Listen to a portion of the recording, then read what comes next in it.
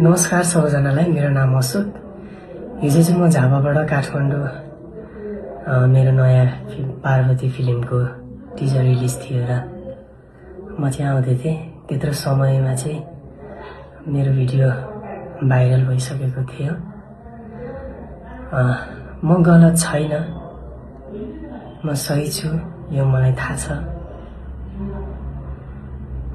किनभने यो 1 महिना अगाडिको कुरा जुन चाहिँ अनलाइन थ्रुबाट एकअर्कामा चलिरहेको थियो यो, हैन? अनि एकजनाबाट एकजना गर्दै यो भिडियो बाहिर आयो।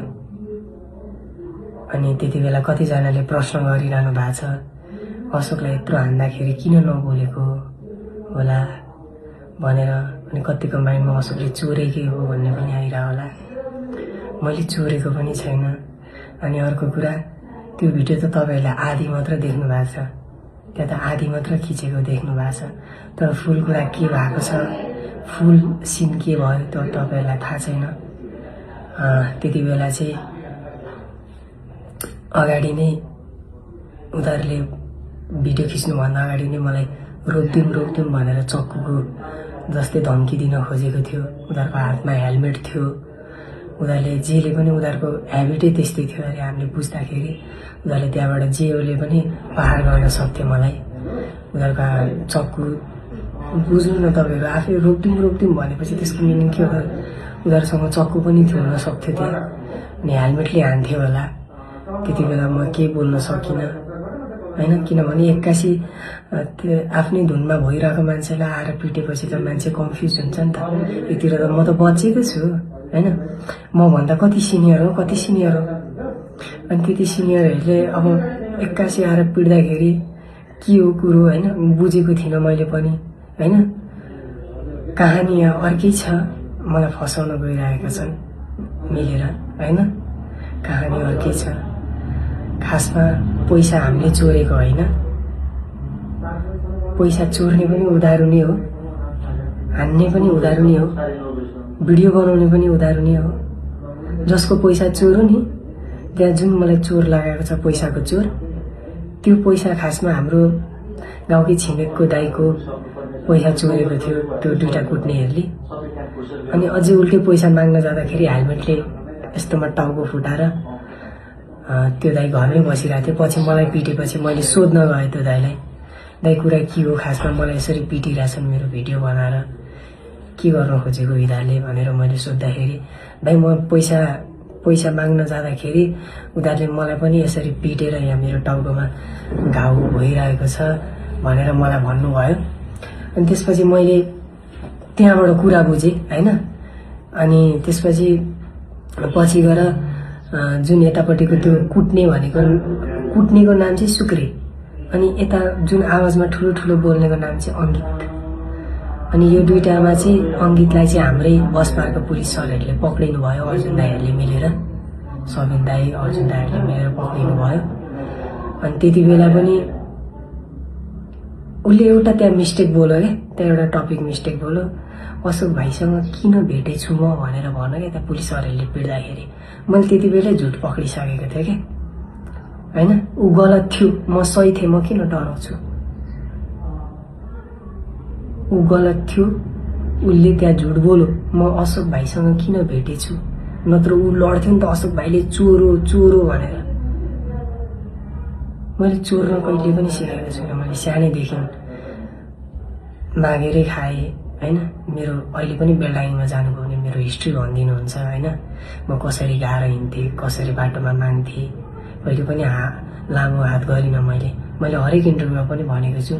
मसँग हिँड्ने 3-4 जना मेरा भाइ बहिनीहरूलाई पनि मैले पालेर हिँडेको थिएँ। म गलत काम गर्न सक्दिनँ। तपाईहरूले मलाई विश्वास गर्नुहोस्, म हजुरहरूकै छोरा हो, तपाईहरूले नै बनाएको म बच्चा हो, हैन? तपाईहरूकै बच्चाहरू जस्तै हो म पनि। म गलत काम गरेको छुइनँ। मलाई साथ सपोर्ट दिनु होला। रियल स्टोरी चाहिँ यही नै हो, भएको यही नै थियो, हैन? अनि भोलिको दिनमा पनि मसँग प्रुफ छ। यदि मलाई केही अझै अप्ठ्यारो पर्यो भने अहिले त मैले मेरो आँसु मात्र बगाइरहेको छु। अब म जान्छु, मेरो लडाई हो हैन, मेरो मात्र हैन, सबै दर्शकको लडाई हो यो। हामीले जित्नै पर्छ यसलाई, किनभने म गलत थिएँ भने म डराउँथेँ होला, म मर्न खोज्थेँ होला, तर मैले गलत गरेको छैन, म डराउँदिनँ हैन। अनि साथै यो घटना त भइगयो हैन, अब यसको यो चल्दैछ, जानेछु। मलाई चाहिँ सबै पुलिसबाट न्याय चाहिएको छ। सबै पुलिस सरहरूले चाहिँ यसलाई चाहिँ राम्रो तरिकाले गाइड गरेर यसलाई ह्यान्डल गरिदिनु होला। अनि अर्को जानकारी चाहिँ आज म खासमा चाहिँ हाम्रो टिजर रिलिज थियो र नै म काठमाडौँ आएको थिएँ, तर यहाँ यस्तो अवस्थामा हामीलाई धेरै नै गाह्रो भयो टिजर रिलिज गर्नलाई। भोलिको दिनमा हामीले टिजर रिलिज गऱ्यौँ भने पनि यस्तो टाइममा भिजुअल चाहिँ बढी आउँछ भनेर टिजर रिलिज गऱ्यो भनेर कतिजनाले कमेन्ट गर्नुहुन्छ। हामीलाई यस्तो लाग्यो, किनभने सबै मान्छे एउटै राइट हुनुहुन्न हाम्रो ठाउँमा, हजुरहरूलाई सबैलाई थाहा छ हैन। तर सकेसम्म चाहिँ सबैजनाले मलाई बुझिदिनु होला हैन। मेरो बाबा मम्मी रोइरहनु भएको छ, भाइ बहिनी रोइरहेछन्।